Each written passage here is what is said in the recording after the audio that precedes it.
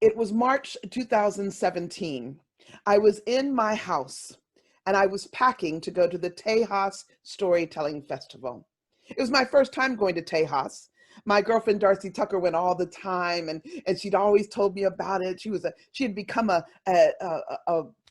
semi-Texan because of that. I was going to be doing a workshop and telling in sacred storytelling and telling along with Laura Packer at that time. I was very excited about this first trip to Tejas. And so I was packing my clothes and very focused on that moment. It was then when I heard the key in the lock and the door open and the door closed, and around the corner to my bedroom came my son, Christopher. Tall, handsome, strong. That would be my son. He was 31 then, and he leaned his tall self against the edge of the door, and he just laid back a little bit. And I didn't think much about it.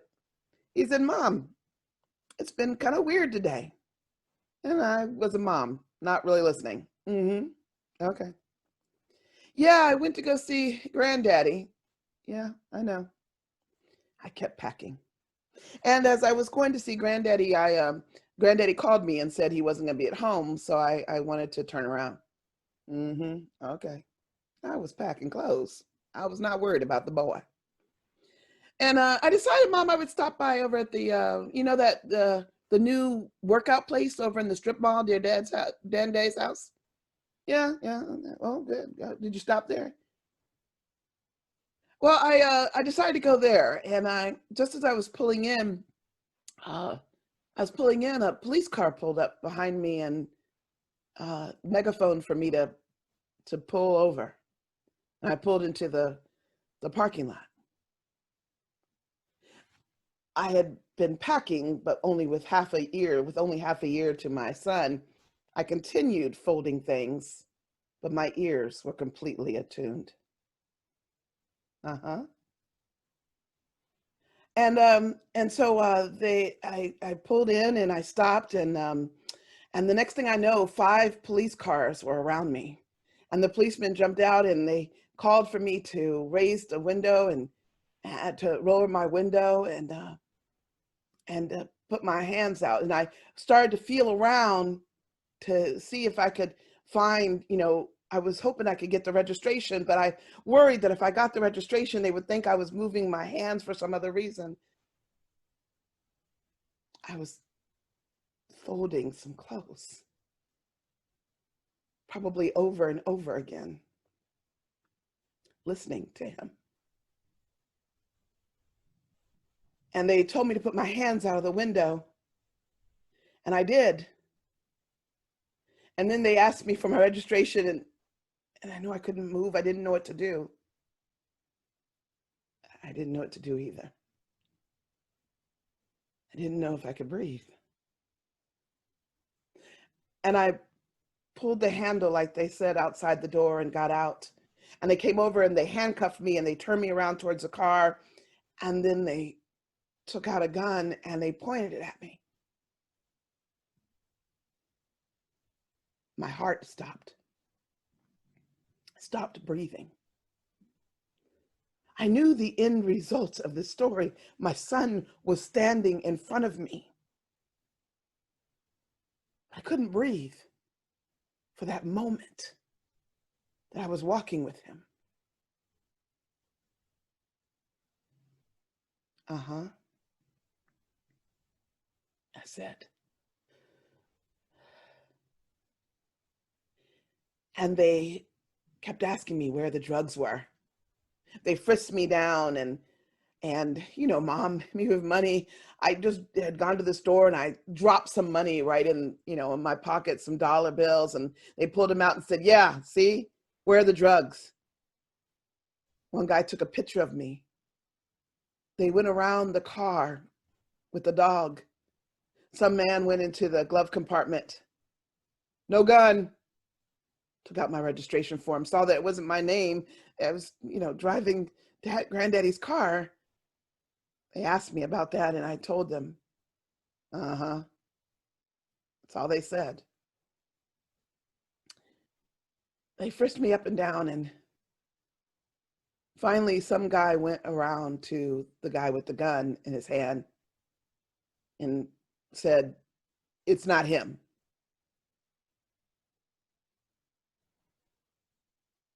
I thought I could begin to breathe a little bit, but it was hard. The air was still.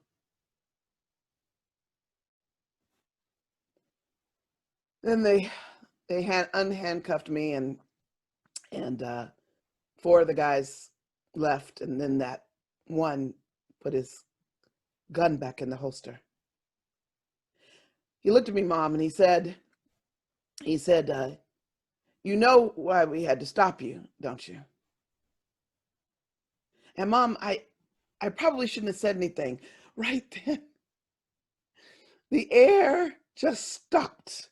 My heart was no longer beating. What would my son say? Did he not remember all the things I had ever taught him about how to speak and what to say? All I asked, "What'd you say?"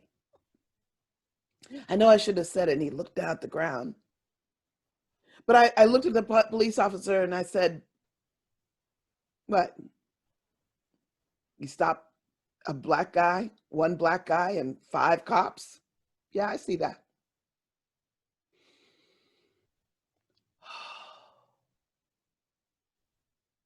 I probably shouldn't have said it. And then the police officer got mad. And he said, "Why do you all people always say that all the time?" I felt the anger from my son. And I felt my own. But the fear was still there. And he told me that they were looking for a really bad guy.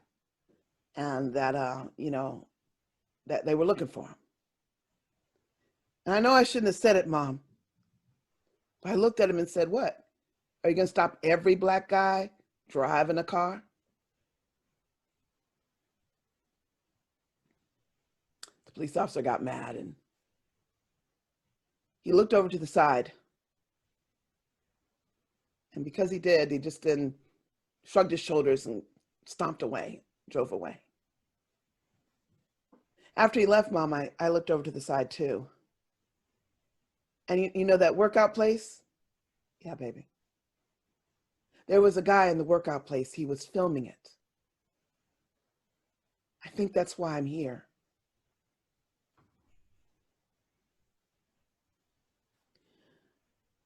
There was that long silence, that long moment where I could see my son in the flesh, but for a moment there, I felt his loss. But I knew as his mom, I couldn't show him that pain. You see, I want my son to always talk to me. I want him to have a place that he can call home, a place he can rest himself in. I have to be honest, most Black men need a place they can rest themselves in. But they need to know they can come to that place and that place won't fall apart. You hear so much about strong Black women. That's part of the reason why. And I knew I could not fall apart on my son, as he would never come to me again. And where would he go? And so I said, "Well, all right." Touched his big shoulder there, and, "Well, maybe you'll never have to worry about what you say again." And he said,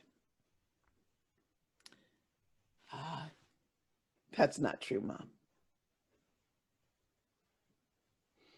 And it wasn't true. But on that day, he left, and I watched him walk out the door with every ache in my heart. But I knew he had to go live. And after he left, I cried hard. But I rejoiced because someone had been a witness for my son. And I am now a witness for my son. And I ask you to be a witness for those who need someone to stand with them. Because honestly, I am very relieved that my son is not a statistic yet. Thank you. Sheila Arnold, Sheila.